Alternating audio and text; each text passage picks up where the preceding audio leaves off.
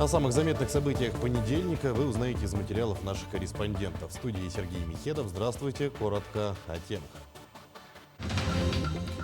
Глава республики с рабочим визитом посетил столицу Алмазного края. Сын Николаев проверил строительство сразу нескольких объектов. Какие решения приняты?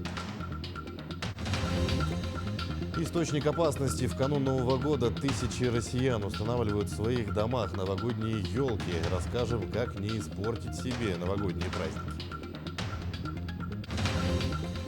Пути возрождения и сохранения эпического наследия и сказительства. Сказители эпоса 6 народов съехали в столицу республики для обмена опытом и укрепления сотрудничества. Методические пособия, детская мебель, бытовая техника и специальное оборудование. Как нацпроект «Демография» положительно влияет на оснащение детских садов в Якутии.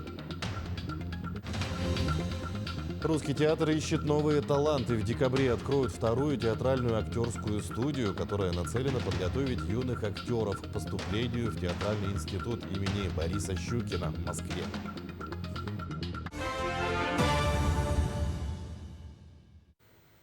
Глава республики с рабочим визитом посетил столицу Алмазного края. Первым делом сын Николаев встретился с медицинскими работниками Центральной районной больницы.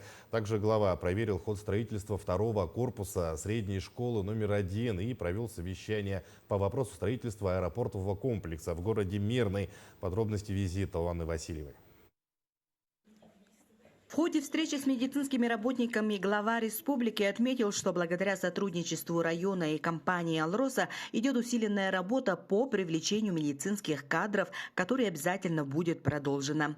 По поручению Айсена Николаева правительством республики принято решение о выделении средств на ремонт взрослой поликлиники и родильного отделения. Работа начнется со следующего года. Мы поговорили о взаимодействии с муниципальным образованием Мирнинский район, с акционерной компанией «Алроса», как можно в таком тандеме работать во благо здравоохранения. Показали оборудование, приобретенное в рамках соглашения трехстороннего между правительством, компанией и муниципалитетом. В частности, эндоскопический кабинет, где у нас стоят моющие устройства, шкафы для хранения. И мы также поговорили о необходимости ремонтов в здании взрослой поликлиники, но и в целом о дорожной карте капитальных ремонтов Мирнинской центральной районной больницы. Глава республики проверил ход строительства нового пристроя школы номер 1. Хотя здесь и есть небольшое отставание от сроков, объект будет сдан до конца первого полугодия следующего года. Во второй половине дня Айсен Сергеевич провел совещание по вопросу строительства аэропортового комплекса в городе Мирный, важнейшего для Западной Якутии транспортного проекта, где рассмотрели существующие проблемы, вопросы и варианты их решения. Мы в Мирном строим практически с нуля новый аэропорт и новую взлетно-посадочную полосу. Это очень серьезный проект, на самом деле, государственно-частное партнерство, потому что часть финансирует федеральный бюджет, часть финансирует компания «Алроса». В ходе строительства, конечно же, возникла масса самых разных вопросов, связанных и с грунтами, связанных с несовершенством той проектно-сметной документации, которая была вначале разработана. И сейчас мы, конечно же, в очень плотном режиме работаем и с генеральным подрядчиком, и с заказчиками, с Министерством транспорта Российской Федерации для того, чтобы этот крайне важный, еще раз говорю, и для Мирнинского района, и для всей Якутии объект был построен. В завершении рабочего визита глава республики посетил миллионную жительницу Якутии, малышку Саину, которая стала источником вдохновения и радости не только для своей семьи, но и для всего многонационального народа нашей республики. Глава пожелал девочке счастливого детства и крепкого здоровья. От своей семьи подарил Саине первый в ее жизни новогодний подарок. Анна Васильева, Мирный.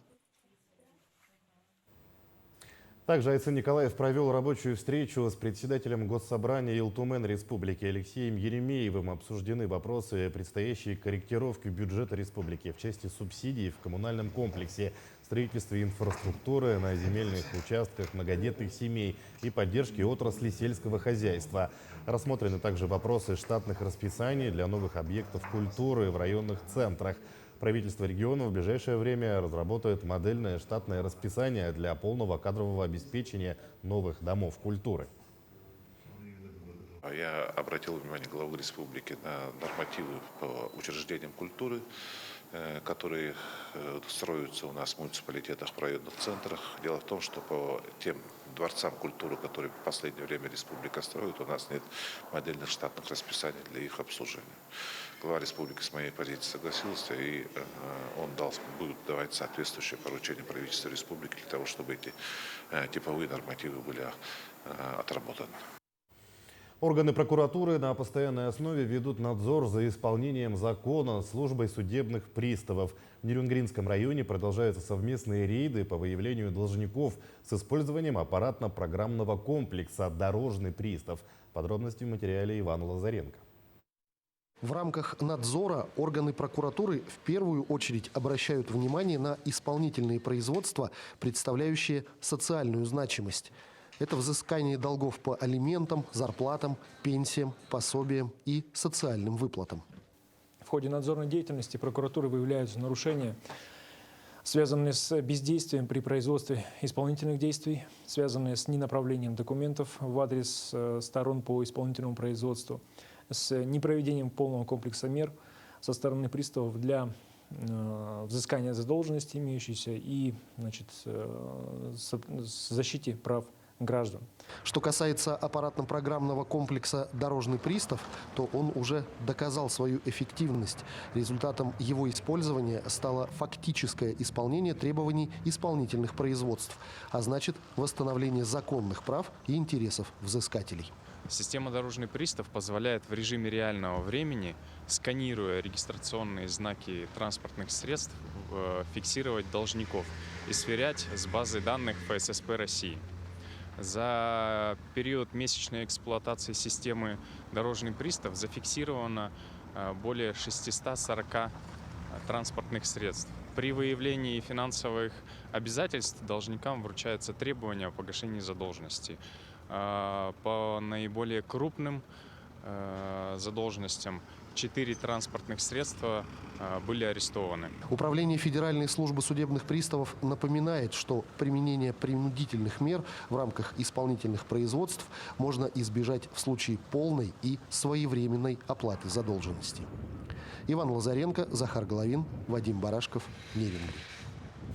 В канун Нового года тысячи россиян устанавливают в своих домах новогодние елки. Но елка – это не только украшение и главный атрибут праздника. При неправильном обращении – источник опасности. Как не испортить себе новогодние праздники, расскажет Александр Хавренко. Елка – главное украшение дома на период новогодних и рождественских праздников. Искусственная или натуральная – выбор за вами. Самое главное, чтобы елка была безопасной, сделанной из негорючих материалов, с металлическим каркасом и прочным основанием. И устанавливать ее надо, выполняя все требования безопасности. При установке должно быть прочно устойчивое основание, а ветки елки должны располагаться не менее 1 метра от потолка и стен. Не оставляйте гирлянды включенными без присмотра, а также не оставляйте детей без присмотра возле елки. Ни в коем случае не стоит применять при украшении елки бумагу, вату, марлю и другие легко воспламеняемые материалы. А также устанавливать на главный символ праздника и рядом с ним свечи и бенгальские огни. А для иллюминации используют только гирлянды, купленные в магазинах при наличии сертификатов соответствия. Мы работаем с проверенными поставщиками. На все товары есть сертификаты соответствия. И на гирлянды, и на елочные игрушки. На весь ассортимент есть сертификаты соответствия. Мы заботимся о безопасности наших покупателей. Соблюдайте эти несложные правила, и тогда новогодняя елка принесет в ваш дом только праздничное настроение и не доставит вам неприятные хлопоты. Александр Хавренко, Семен Семенов, Якутск. Пристрой Хатасской школы почти готов к торжественному открытию. Дополнительное здание рассчитано на 120 мест. Общая площадь почти 5000 квадратных метров. Согласно проекту, здание имеет 19 учебных кабинетов, оснащенных современным оборудованием. Есть лаборатория, столовая, спортивный и актовый зал, а также большая библиотека. В Хатасской школе учащихся обучают агротехнологиям, поэтому дизайн пространства нового дополнительного корпуса создан в природных мотивах. По словам руководства школы, на первом этаже будет открыт центр агроинженерии, а открытие нового корпуса планируют после 20-х чисел декабря. Объект на самом деле готов полностью. Сейчас просто идет процедура передачи, а также подготовка, чистка, мойка, чтобы в подобающем виде передать данный объект. Отопление здесь централизованное, получается, тут рядом стоит котельная, с этой котельной питается, вода привозная, есть своя очистная станция, которая доводит воду до нужных нормативов. Более 2000 мест для детей до 3 лет создано в детских садах с 2020 года по региональному проекту. Министерство образования республики совместно с общественной организацией «Дети Якутии» участвуют в проекте 3-й год. Все подробности в сюжете. Детский сад «Улыбка» с утра полон звонким смехом малышей. Воспитатели занимаются с детьми не только дошкольного возраста, но и присматривают, проводят развивающие игры для ребятишек от 1,5 до 3 лет. В ясельную группу ходят более 60 малышей. По словам воспитателей, региональный проект содействия занятости женщин в рамках национального проекта «Демография» реализуется с позапрошлого года. Национальный проект «Демография» – это проект Российской Федерации, который дает право и возможность организовать места в частных детских садах для детей ясельного возраста. С учетом проекта мы получили субсидию, на которую мы смогли купить специальное оборудование и организовать места для яселек и снизить стоимость. Таким образом, для родителей очень удобно малышей отдавать в частные детские сады в рамках этого проекта. При участии в проекте сумма ежемесячного взноса родителей значительно уменьшилась. Теперь они платят 4 тысячи в сравнении с 15 тысячами в прошлом. При этом получают полный спектр услуг. Финансирование на необходимые детские предметы и специальное оборудование выделяет Министерство образования и науки Республики по итогам конкурсных отборов. Демография очень сильно нам помогает поддерживать тот образовательный процесс, который на сегодня очень усложнен тем, что вышла новая федеральная образовательная программа. Ранее мы работали по ФГОС. И благодаря оборудованию, которое мы можем на сегодняшний день купить на средства, которые выделяются по этому проекту, создается полностью 100% обеспеченность образовательной сферы для детей до 3 лет. На сегодняшний день в столице республики работают 44 предпринимателя, которые открыли 63 дошкольных образовательных учреждения. Всего в рамках федерального проекта в регионе за 4 года было создано 2141 место для детей от 1,5 до 3 лет, на которые было выделено более 264 миллионов федеральных средств. Индивидуальные предприниматели эти деньги получают на оснащение оборудованием, мягким инвентарем, игрушками, мест и обязательства индивидуального предпринимательства по дополнительному созданию мест. Соответственно, они должны и наличие лицензии, места организации дополнительных мест в частных детских садах, ну и, конечно же, педагогический состав, который должен будет обеспечить эти места. К концу 2023 года планируется предоставить около 400 дополнительных мест для детей ясельного возраста в частных детских садах. Это благополучно скажется не только на обеспечении доступности дошкольного образования, но и на матерях, что смогут вернуться на работу, не беспокоясь о своих детях. Тимур Калмогоров, Григорий Хлопков, Иван Сорокаумов, Якутск. Ну а в рамках федерального проекта «Госстарт» мастерская государственной и муниципальной службы сегодня запустили проект «Беседа с государственным деятелем Якутии». Мероприятие провели для молодых специалистов органов исполнительной власти. В неформальной обстановке встретились с известными личностями, с теми, чья деятельность внесла большой вклад в развитие республики. В следующем году мы планируем объединять молодых государственных и муниципальных служащих, как я уже сказала, вокруг секторов экономики, где они трудятся. То есть должны взращиваться не только активная молодежь по нашим поставленным задачам, как Координационный совет молодых госслужащих, но также и отдельных специалистов в своих направлениях. Ну а 9 декабря Россия отмечает День Героев Отечества. В преддверии памятной даты в Алданском политехникуме была объявлена соответствующая декада. Ее открытие ознаменовала церемония возложения цветов к памятным табличкам, установленным бывшим студентам, которые погибли при выполнении боевых задач в горячих точках. Тему продолжит Татьяна Бахнина. Дань почтения и уважения тем, кто ценой собственной жизни отстаивал покой и благополучие сограждан, воздали обучающиеся и преподаватели Алданского политехникума. Торжественный митинг ознаменовал начало декады Героев Отечества. Мы должны отдать честь тем, кто, рискуя собой, проявил решимость и мужество в страшный час. Помните имена наших героев, гордитесь ими и пытайтесь хоть немного походить на них. Делайте добрые дела и будьте бескорыстны. К церемонии почтения памяти присоединились участники специальной военной операции. Сергей Петрович Каргин – наставник не одного поколения молодежи. Вернувшись домой, бессменный командир юнармии Алданского района продолжил деятельность в качестве помощника атамана. То, что помнить, это однозначно. То, что техникум, наш Алданский АПТ, как всегда, впереди планеты всей, он первым встал и начал эту декаду. Они молодцы, ребята. К мемориальным табличкам, установленным на фасаде учебного корпуса в память бывших студентов, которые погибли при выполнении боевых задач, защищая Родину, были возложены цветы. Подвиги солдат невозможно оценить. Проявляемые в боях бесстрашие и отвага – это свидетельство самоотверженного и бескорыстного служения Отечеству. Участники церемонии склонили головы в минуту молчания. Затем был дан троекратный залп в память погибших.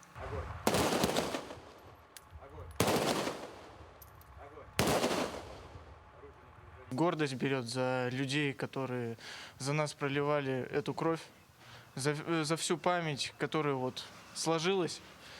Я горд, что я родился в этой стране, то, что я учусь в этом техникуме, то, что я родился в этом городе. В каждой войне официальные цифры потерь разнятся с реальным количеством погибших и пропавших без вести. Стремление выполнить приказ командира, сохранить воинскую честь и помочь выжить товарищам продиктовано верностью воинскому долгу. И звание героя достоин каждый солдат. Татьяна Бахнина, Сергей Шипачев, Александр Лукин, Алдан. Идем далее. 30 лет отмечает Высшая школа музыки имени Василия Босикова. Юбилею в Театре оперы и балета посвятили большой отчетный концерт с участием выпускников разных лет, студентов и учащихся. Ровно 30 лет назад Высшая школа музыки была основана по инициативе первого президента республики Михаила Николаева. В настоящее время школа все больше развивается. Многие выпускники стали артистами, преподавателями не только в республике, но и в других регионах России. А по проекту «Музыка для всех» ученики посетили с большим концертом Иркутск, Бурятию и Монголию. Также подписан договор о дальнейшей совместной работе. Огромное количество выпускников стало лауреатами и дипломантами различных конкурсов. Это более 1200. Все выпускники школы трудоустроены. Вообще наши выпускники очень конкурентоспособны. Они работают не только в регионе, не только в разных коллективах Республики Саха-Якутия, но и за ее пределами.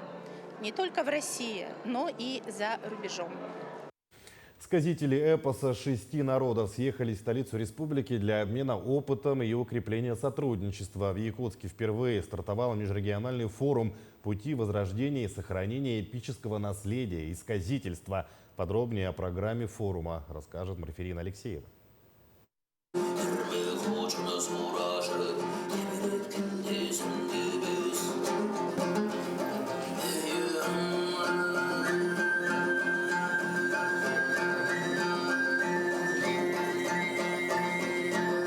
Евгений Арчинов – гость из Республики Алтай. Он сказитель и художественный руководитель народного вокально-инструментального ансамбля «Эречуй».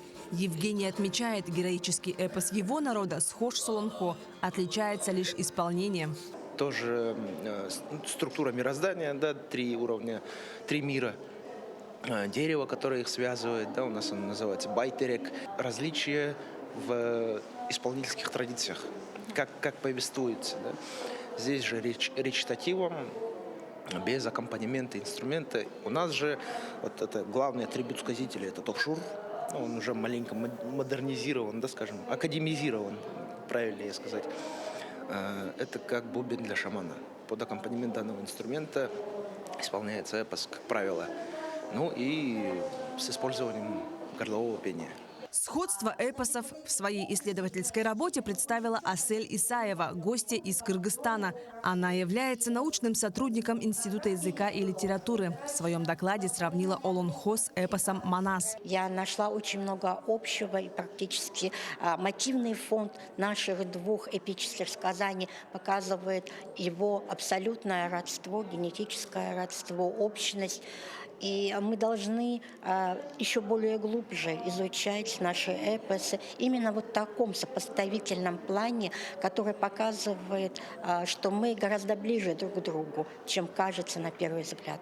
Так, форум стал уникальной площадкой знакомства с традиционной культурой народов из Алтая, Башкортостана, Калмыкии, Тывы, Казахстана и Кыргызстана. На разных площадках ученые, сказители, фольклористы, этнографы, исследователи и специалисты по народному творчеству вели увлеченные дискуссии о методах возрождения, сохранения и распространения эпического наследия. Каждым годом вот это на поддержку вот, Олонхо, да, и языка, и вот национальной одежды, да, олонхосутов, мастеров, кузнецов.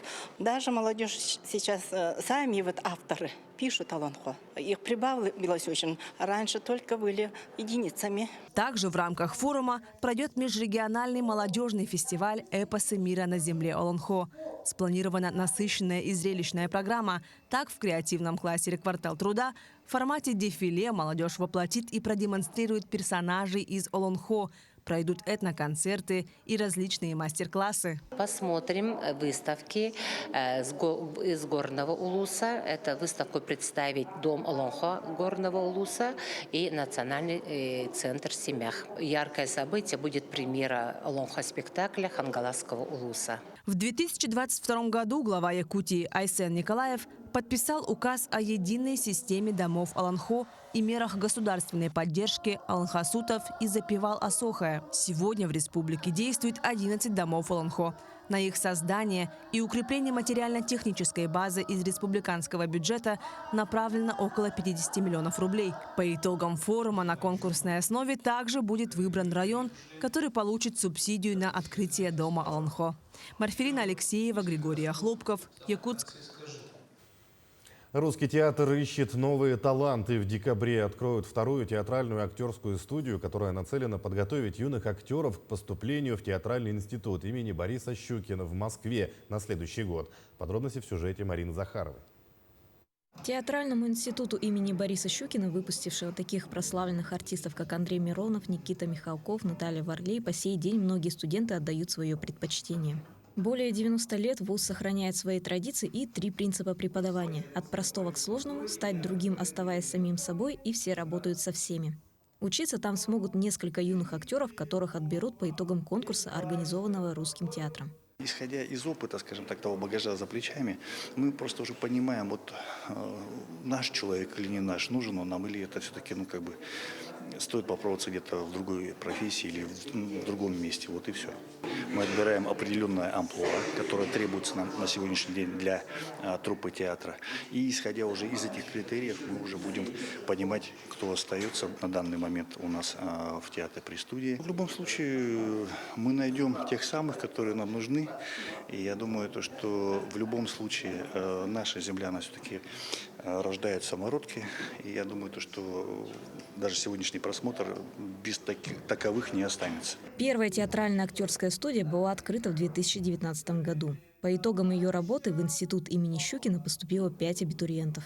В этом году сотрудники Русского театра также отберут несколько юных талантов среди юношей и девушек, оканчивающих школу в 2024 году, выпускников вузов 2022-2023 годов и колледжей 2023-2024 годов. На конкурсе они должны представить 3 стихотворения, 1 басню и прозаический отрывок на 2-3 минуты. На самом деле было волнение перед тем, как зайти туда. Но я думаю, это свойственно всем, это нормально. По итогу рассказал свою прозу, рассказал басню. Меня остановили, начали задавать вопросы, на которые я благополучно ответил. С 6 по 11 класс я ходил на театральный кружок «Феникс Плюс» в поселке Нижний Бестях, получается. И по итогу так меня затянуло вообще в сферу театра. Я видел себя актером изначально, и целенаправленно стремился стать актером. Я ожидаю каких-то комментариев от самих жюри, ожидаю набраться каким-то определенным опытом, побеседовать с ними, и хотелось бы, конечно же, пройти этот тур. Я давно мечтаю стать актером театра и кино, а также я, получается, занимаюсь 7 класса при Сахатеатре в театральном. Жюри оценивали у участников знания теоретического материала, навыки актерского мастерства, мимику и жесты, внешние и музыкальные данные, а также имеющиеся таланты, которые будут полезны при выступлениях на сцене. Не забыли проверить, как юные актеры понимают художественный текст, ведь чтобы передать в полной мере чувства и эмоции персонажей, нужно уметь читать между строк. Успешно прошедшие конкурсный отбор будут обучаться в актерской студии при Русском театре, чтобы подготовиться к вступительным испытаниям театрального института, которые пройдут в первой половине лета 2024 года. Марина Захарова, Майя Амосова, Семен Семенов, Якутск. И о спорте. Юные якутские спортсмены готовятся к участию в международных спортивных играх «Дети Азии». В следующем году впервые в программу игр включены соревнования по скалолазанию. Специально для соревнований в спорткомплексе «Дахсун» построят скалодром, отвечающий всем международным стандартам. Первая команда скалолазов сформирована, исходя из личного рейтинга спортсменов и их участия в городских и республиканских первенствах. Таким наши корреспонденты увидели уходящий день. Всего доброго и до свидания.